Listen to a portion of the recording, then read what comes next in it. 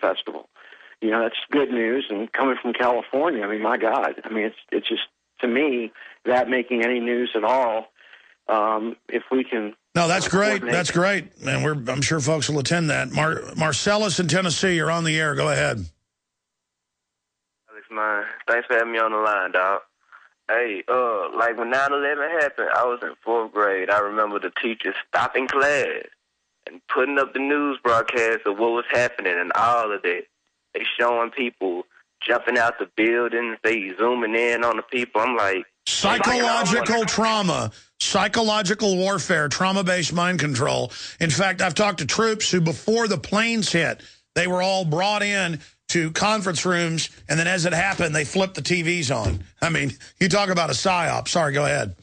No, it's straight, man, you know, and then I'm sitting there like, oh, my God. Like, back then, I ain't know, but now that I think about it, if you go to Yahoo, which I know you have, you will see on one of the headlines, it's got pictures of people falling. They got one entitled The Jumping Man. I'm like, why are you so infatuated over people who was on wit's end and just jumped? Well, it's a snuff film. It's meant to scare you. Hey, look, the people died. You're scared. Let us take your rights away.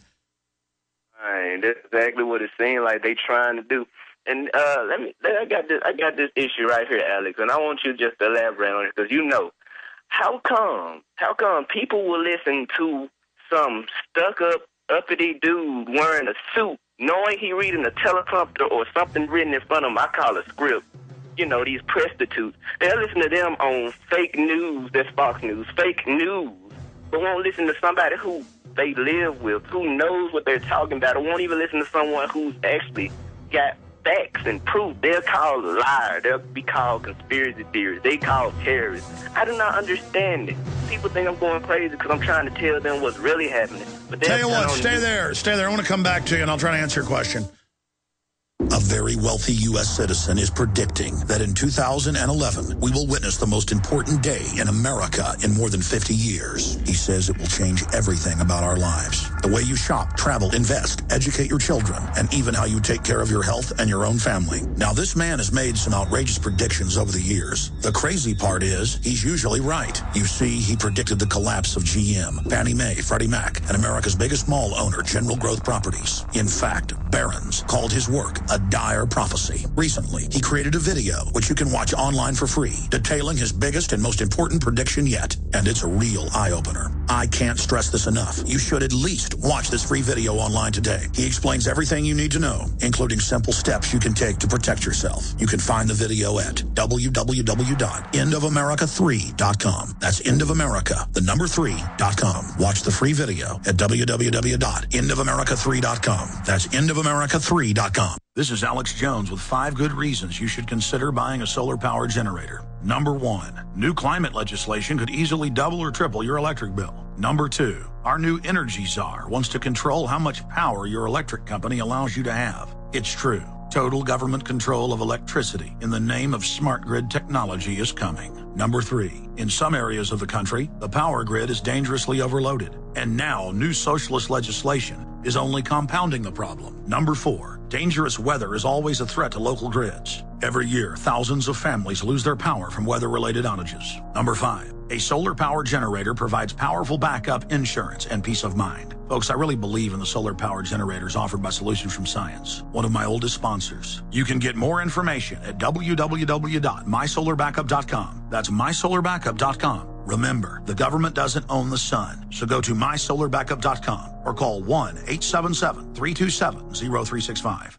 Hello, friends. Alex Jones here. You all know I've worked for years with Steve Shank and eFoods Direct. I have eFoods for my own emergency food supply. You know, Steve, life is different now for all of us, isn't it? Very different. People are using this great food to survive the present hurricane season, and we've already had $40 billion worth of damage from floods, storms, quakes, and droughts. And that's just the first 8 months of this year. Natural disasters are newsworthy, but only touch a few of us Americans. The huge issue of the Greatest Depression recession is on everyone's mind. The unemployment, the loss of homes, lost businesses, and skyrocketing food costs are hitting every American. So everyone needs food security. Folks, this month you will get free shipping on every food order from eFoods Direct. That's right. Every order gets free shipping starting September 6th. Get stocked up with the best storable foods out there with eFoods Direct and be prepared for any emergency before it happens. To take advantage of this special, call 800-409-5633 or go to efoodsdirect.com/Alex.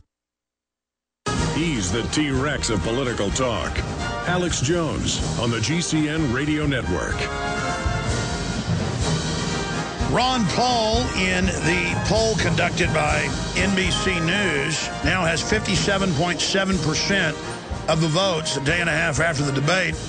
In second place with 14.3 is Mitt Romney. Rick Perry with 12.2. And it goes down from there.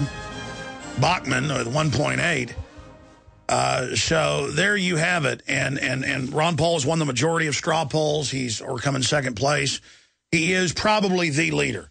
Definitely in the top two. No debate, top three. And they tell you he cannot win. Oh, he just won the New Hampshire straw poll. Just came in second in the Ames. Oh, cannot win. Oh, he's breaking fundraising records. Cannot win. Oh, he just won this scientific poll. Just came in second place in this scientific poll. Cannot win. Wow, we're in a position here where the mind control of the globalists is becoming more evident than ever. But people who are still in the mind control, they have a choice. They can either use common sense or think they're voting for the winner. See, a lot of folks just want to vote for the winner, like to feel like, well, that team looks like they're going to win the Super Bowl. They're undefeated right now, so I think I'll also go buy one of their jerseys or one of their baseball caps. They see politicians like Coke or Pepsi, Ford or Chevy. And we were talking to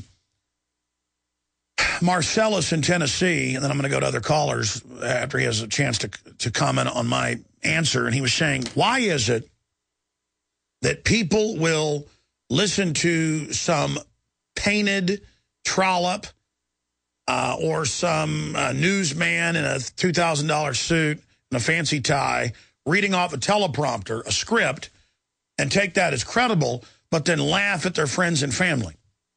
There's a lot of reasons there, but any salesman will tell you the hardest people to sell things to are your family,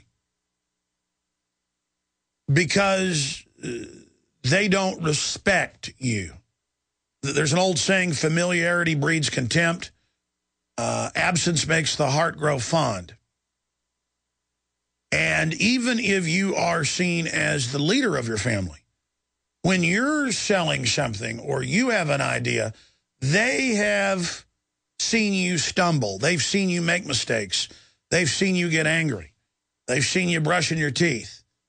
And so they don't respect themselves, and so they don't respect you. Most people in this modern society, it's always been this way, but it's more pronounced now than ever. Most people are wildly insecure. That's what Madison Avenue does.